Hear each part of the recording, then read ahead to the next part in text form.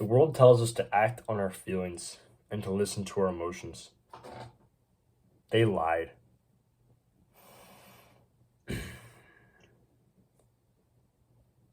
Because the truth is, they did this for a very, very specific reason. And that specific reason is so they can control you. Because guess what? There's only one thing in this world that you have absolute and complete and utter control over. And guess what that one thing is? Guess what that is? It's your own mind. If you can't control your mind, then you can't control anything. Because the only thing that you can't, because think about it, right? I can't control if it rains. I can't control if it snows. I can't control, if there's a car accident. I can't control that. I can't control anything, right? I can't control if I live or if I die. But I can only control my mind and my actions. Because what I do, I can only control myself, right? So you can only control your mind and what you do. If you stop being able to do that, if you stop controlling yourself,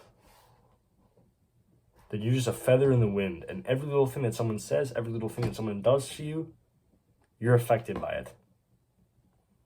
You lose all power you have over yourself simply by losing the ability to control your own emotions and your own mind.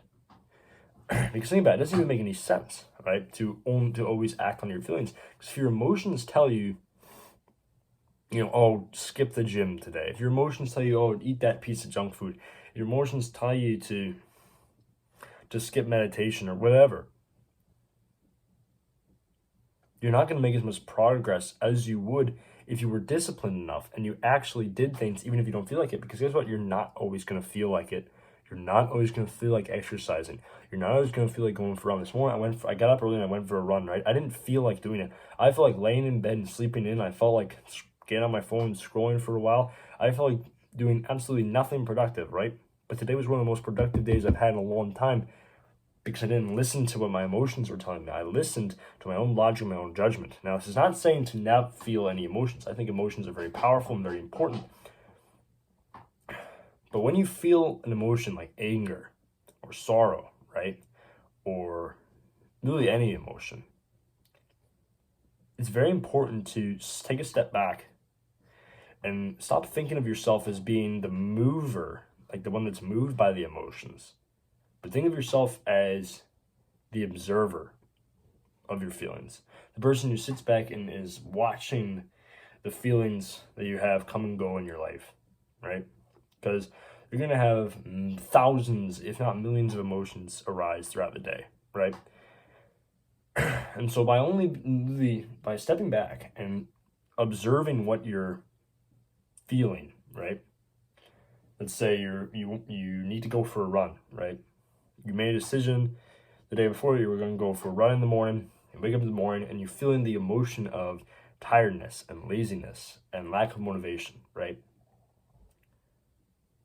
But you take a step back and you become the observer of those emotions. And you go, okay, I'm feeling this. I'm feeling X, right? I'm feeling a lack of motivation. I'm feeling tired.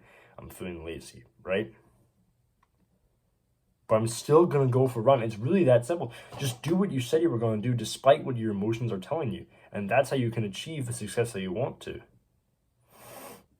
You don't, get jacked by only ever train when you feel like training, because the strongest people, the healthiest people, they don't only train when they feel like training. They train whenever they need to. They train every day.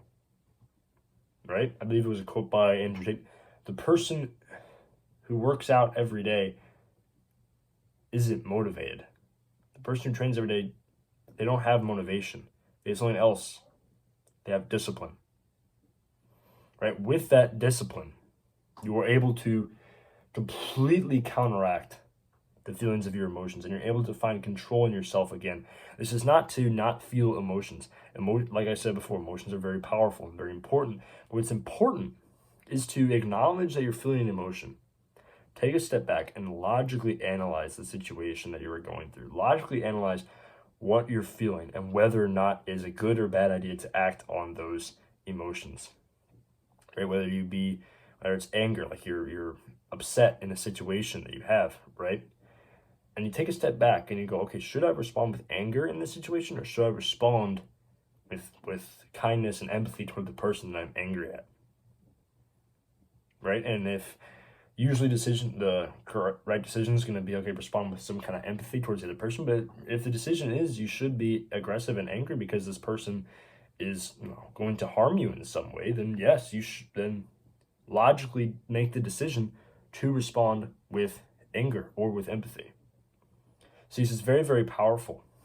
It's honestly, I'm surprised this isn't more talked about. This is literally basic emotional maturity, is being able to dissect a situation and determine what emotion is acceptable in that situation. I swear, I see this all the time where people are just having a conversation with somebody, and one person says something that's a little bit offensive, and the other person just blows up in anger and obsession and tears, and they just lose their minds about it, right? But if you take a step back and dissect and analyze what's going on, if someone says something a little bit hurtful, but instead of getting upset and angry, you try to understand what they're saying, right? Obviously, the person's just being a jerk, just be a jerk, then you can respond as needed. But what I'm getting at here is Stoicism, which is thought as being some kind of like weird toxic thing, isn't at all. It's actually incredibly important and incredibly positive, because by controlling how you respond to situations, controlling your mind, you're able to achieve the success that you need to. This is another quote from Andrew Tate. I'm just quoting Andrew Tate a lot, apparently. It's so easy to win if you can control your own mind, because most people can't. Most people do whatever their emotions tell them to, right? But if you're the guy, when he gets emotions, when he gets a feeling of laziness, lethargy, he doesn't care, and he does what he needs to do anyway. That's the person who's going to dominate. That is the person who's going to beat the guy who just does what his emotions tell him to do. That's the power of Stoicism. It's not toxic. It's necessary. It's healthy. And more people need this in their life. That's all I got for today. May God bless you, and stay wild.